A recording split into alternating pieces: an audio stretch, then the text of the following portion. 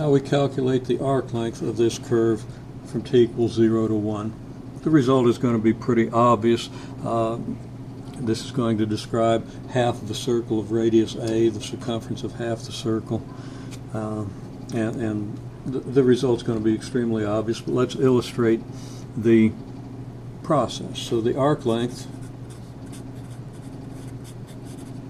is going to equal the integral from a to b. Here a is 0, b is 1, of the magnitude of r prime of t dt.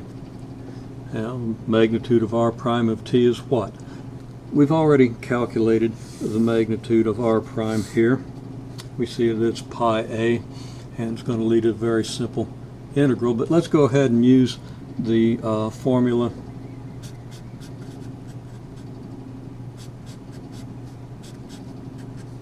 r prime, magnitude of r prime of t is the square root of x prime squared plus y prime squared. Now ordinarily we'd have a z prime squared, but there's no z component on this vector, so that's it. Where x of t is the I component, that's a cosine of pi t, so that x prime of t is negative pi a sine of pi t. We're still on the screen there.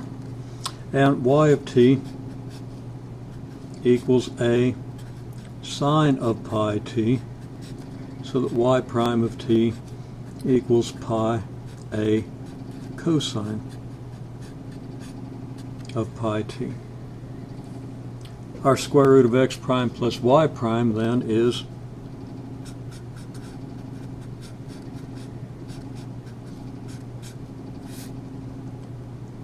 x prime squared is negative pi a sine of pi t quantity squared plus y prime squared being y a cosine of pi t quantity squared. This equals, well, this is identical to the expression that we would have had up here.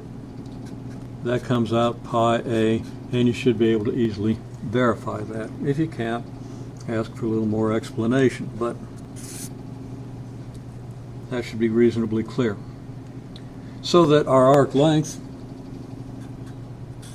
is the integral from 0 to 1 of pi a dt.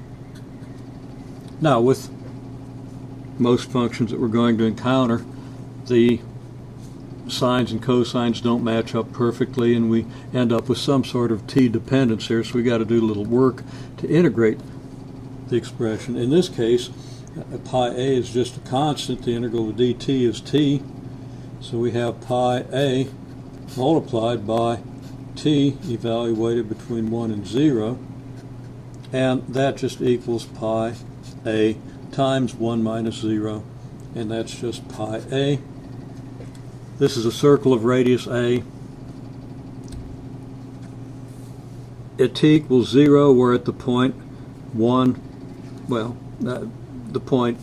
Well, let's sketch it. At t equals 0, our r of t vector is just ai, putting us at the point a 0. At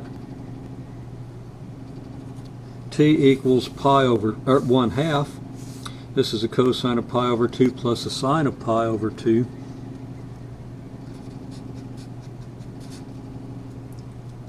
So we have the point 0a at t equals 1/2, and negative a0 at t equals 1. The magnitude of this r of t vector is always just a, so we are describing